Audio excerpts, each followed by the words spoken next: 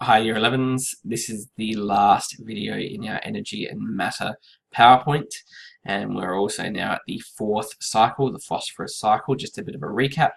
We've talked about how plants and all ecosystems get their energy from the sun, and that energy can actually be lost in an ecosystem, whereas nutrients such as water, carbon, nitrogen and phosphorus cannot be lost.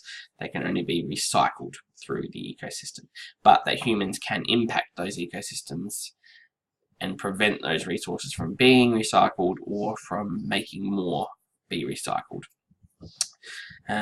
Phosphorus cycle, last one. Let's start.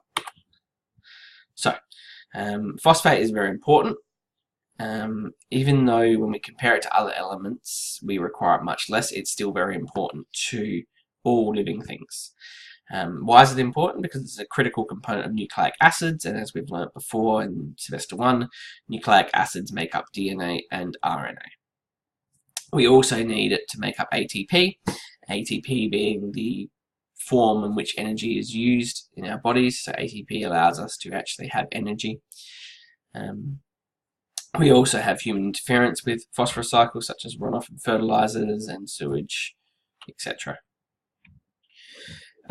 With the phosphorus cycle, we'll start with the phosphorus over in our rich rocks, so phosphate-rich rocks, and we start with wind and rain. And the wind and rain will start to erode those phosphate-rich rocks, which takes the gravel and salt down to large water.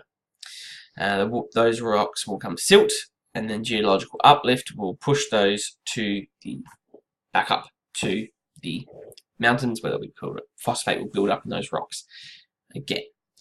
At the same time, we have phosphate in the DNA, etc., of all of our plants, soils, etc.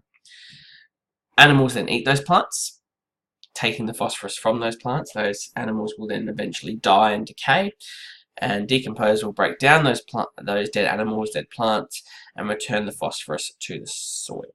Where it's in the soil, plants will absorb it again, dissolved in water, and it will move back up in that whole cycle again.